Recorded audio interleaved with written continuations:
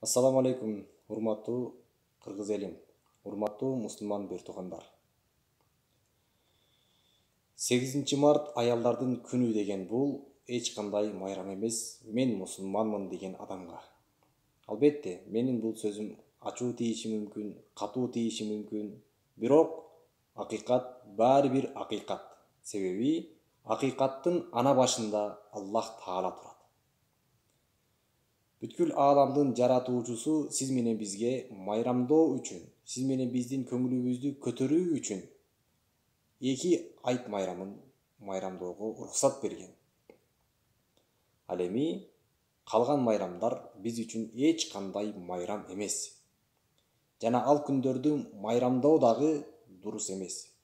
Урматтуу мырзалар, мен баарыбызга бир сунуш айтат элем. Ошончолук бир туугандар эжелерибизди, карындаштарыбызды, апаларыбызды, аялдарыбызды жакшы көрсөк, жума сайын белек берели. Курбан айтта, орозо айтта белек берели.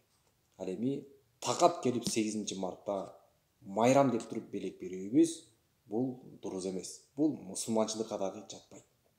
Ошондуктан, урматтуу мусулман бир туугандар, биз кимдин кулубуз жана кимдин үммөтүбүз ушул нерсени таанып билип, жана ошол биздин жараткан падышабызга, жараткан затыбызга сыйынып, жана бизге үлгү көргөзгөн пайгамбарыбыз Мухаммад саллаллаху алейхи вассаламдын жашоо тарикасына толук эргешип жашообуз дурус болот.